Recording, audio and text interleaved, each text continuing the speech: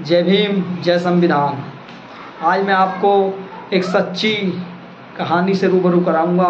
कहानी है doctor B.R. Ambedkar जब लंदन से बैरिस्टर बनकर भारत आते हैं और कोर्ट में कचहरी में पहला कदम रखते हैं। जब कोर्ट में पहला कदम रखते हैं तो वहाँ पर पहले से ही जो बैरिस्टर होते हैं वो बाबा साहब को देखकर पहले से ही समझ जाते हैं कि महार अछूत जाति का बैरिस्टर बन के आया है। तो वो अपने लिए ठिया देखने लगते हैं कि मैं कहाँ पर अपना जो है धंधा शुरू करें ताकि जो है दाल रोटी चले। तो जब वो उनको अंदर साफ़ सफाई करते हैं तो वो बाकी बैरिस्टर कहते हैं कि तुम्हारे लिए तो तुम जो है इतने विदेश से पढ़ के आए हो और इतने पढ़े हुए हो, तो आप तो कहीं बाहर भी अगर बैठ जाएंगे तो आपका तो वहीं पे धंधा चल जाएगा। तो बाबा साहब उनकी बात मान लेते हैं और बाहर ही अपना साफ़ सफाई करके जो है बस्ता रख लेते हैं। छोटा मोटा काम मिलता रहता है और उसी से गुजर बसर होती है। एक दिन एक सेठ के लड़के को जो है फांसी की सज़ा हो जाती है और वो सेठ जो है भटकते भटकते वहाँ तक आता है। वो कोर्ट के अंदर जाता है और जाकर वहाँ पर वकीलों से जो बैरिस्टर हैं उनसे बात करता है और अपनी फ़ाइल दिखाता है। तो दोस्तों, इतना ज्ञान किसी को नहीं था जो क्या उसकी जो फांसी की सज़ा थी उसको कोई माफ़ करा दे। और आप जानते हैं कोर्ट से बड़ा कोई निर्णय नहीं होता। जब कोर्ट ने निर्णय फांसी का दे दिया तो उसको कोई पलट भी नहीं सकता। और कोर्ट में कहीं से कहीं तक कोई दम नहीं बचा था। तो अब वहाँ पर जो है जितने भी वकील थे उन्होंने सबको दिखाया तो सब ने जो है हाथ खड़े कर दिए, हम इसमें कुछ नहीं कर सकते, तुम्हारे बेटे को फांसी होगी। सेठ का इतना धनी था, उसने धन दौलत के लिए इतना लालच दिया कि अगर जिसको जितना चाहिए बताइए, मैं उतना देने के लिए तैयार हूँ। परंतु ऐसा नहीं हो सका क्योंकि केस में जो है दम नहीं था। फांसी की सज़ा थी बुली हुई और वो जो है होनी थी। तो यहाँ पर जो है फिर एक बैरिस्टर बोलता है कि बाहर एक बहुत बड़ा विद्वान पढ़ा हुआ है जो विदेश से पढ़ के आया है बैरिस्टर की पढ़ाई, आप उनसे जाके एक बार जो है अपना फ़ाइल दिखाओ। तो वो बाबा साहब के पास में आता है और आकर पैरों में गिर पड़ता है और कहता मेरे बेटे की जान बचा लीजिए। और कहता है अगर मेरे बेटे को फांसी हो गई तो मेरा बेटे के साथ साथ 2 अर्थियाँ और निकलेंगी, उसकी माँ तो तड़फ कर मर ही जाएगी।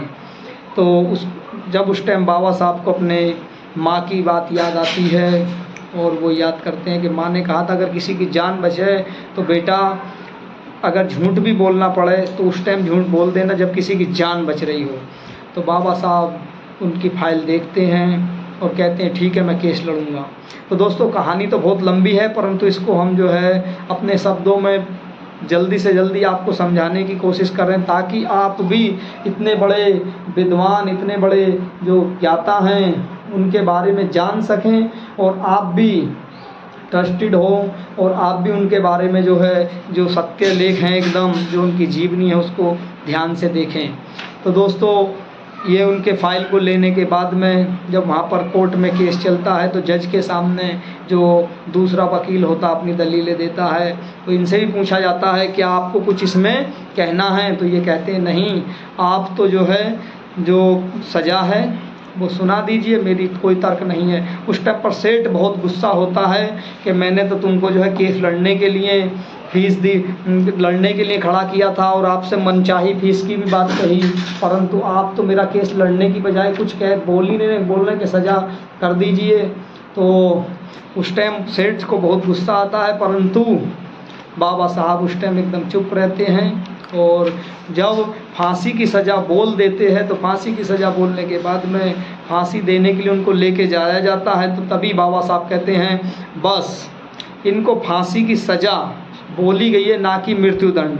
तो तभी से दोस्तों इतना दिमाग किसी के पास में नहीं था कि फांसी की सज़ा और फांसी देने के बाद में मृत्यु। तभी आज भी जो है जब कोर्ट में किसी को फांसी की सज़ा होती है तो उसको मृत्यु दंड में ही तब्दील किया जाता कि मृत्यु दंड, ना कि फांसी। तो दोस्तों, इस प्रकार से बाबा साहब ने जो है उनकी जान बचाई और सेठ जो है इतना प्रसन्न हुआ, उसके समझिए कि उसके लिए तो कितने, इनसे बड़ा कोई भगवान नहीं। और इनके चरणों में गिरकर उसने पूरा और बोला आपको बताए कितनी धन दौलत चाहिए। इन्होंने नहीं, जो मेरी फीस है बस वो दे दीजिए और इसके अलावा मुझे कुछ नहीं चाहिए। तो बाबा साहब के बराबर दिमाग जो है किसी के अंदर आज तक नहीं हुआ है, ठीक है। तो दोस्तों इनके बारे में जीवनी से संबंधित जो किताबें हैं जो भी आप लोग पढ़ते रहिए और ज़ोर से बोलिए जय भीम जय संविधान, और कमेंट बॉक्स में जय संविधान लिखिए और बाबा साहब डॉक्टर BR अम्बेडकर को नमन। और आप भी इस वीडियो को ज़्यादा से ज़्यादा लोगों तक शेयर करें ताकि लोगों के पास तक ये जो है सच्ची घटना पहुंचनी चाहिए, ताकि लोगों को भी पता चले कि कितने वो विद्वान थे, किस प्रकार से उन्होंने सेठ के बच्चे की जान बचाई। जय हिंद जय संविधान।